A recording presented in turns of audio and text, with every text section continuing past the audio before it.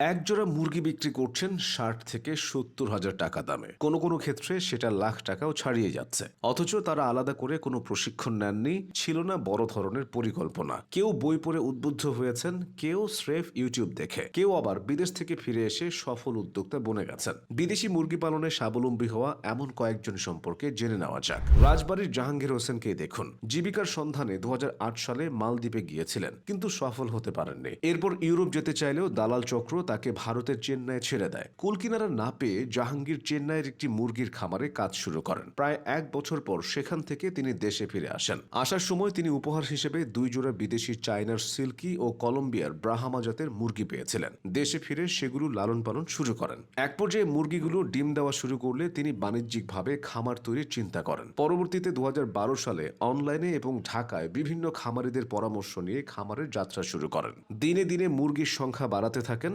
২০১৬ সাল থেকে তার খামারে পুরোদমে বাণিজ্যিকভাবে মুরগি উৎপাদন শুরু হয়। এখন ডিম থেকে বাচ্চা ফোটানোর জন্য ইনকিউবেটর মেশিনও আছে। সব মিলিয়ে মুরগির খামারে তিনি প্রায় ৩৫ লাখ টাকা বিনিয়োগ করেছেন। প্রতি মাসে খরচ বাদে তার ৫০ থেকে ৬০ হাজার টাকা আয় হচ্ছে।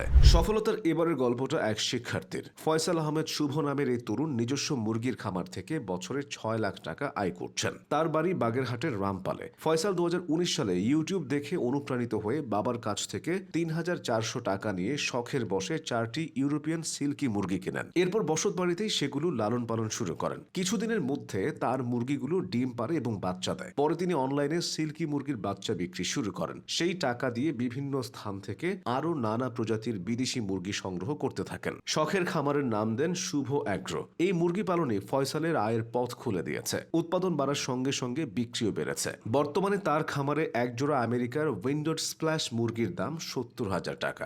বই পড়েও যে উদ্যোক্তা হওয়া যায় সেটা প্রমাণ করেছেন চাঁদপুরের হাইমচরের অনেক মহাজন অন্তর। কৃষি শিক্ষা বই পড়ে নিজের জমানো টাকায় কিনেছিলেন ৬টি বিদেশি মুরগি। সেখান থেকে এখন তার সংগ্রহে রয়েছে ৬ শতাধিক মুরগি। সবেমাত্র স্নাতকে পড়া অন্তর নিজের খামার থেকেই স্থানীয় পর্যায়ে ডিম ও মাংসের চাহিদা মিটিয়ে বিক্রি করছেন দেশের বিভিন্ন অঞ্চলে। বর্তমানে তার সংগ্রহে রয়েছে European silky, buff Polish cap, Yokohama, Yokohama, silver tail bantam, buff bantam, Japanese red mottled bantam সহ নানা জাতের বিদেশি মুরগি। বিদেশি মুরগি পালনে সফল হয়েছেন চীনা নাগরিক ওয়াং লু ফিং। বাংলাদেশের গাইবান্ধা জেলার ফিরোজ আলমকে বিয়ে করে তিনি নিজের নাম রেখেছেন সুফি। ফিরোজ আলম লেখাপড়ার জন্য চীনে গিয়েছিলেন। সেখানেই সুফির সাথে তার পরিচয় এবং পরিণয়। করোনাকালে অবসর সময়ে এই দম্পতি বাংলাদেশে আসেন। চীন থেকে সঙ্গে আনেন বেশ কিছু মুরগির ডিম। চীনা নাগরিক সুফি শখের বসে গাজীপুরের কালীগঞ্জের নগরভেলা গ্রামে ১২% ভাড়া করা জমিতে গড়ে তোলেন মুরগির শেড।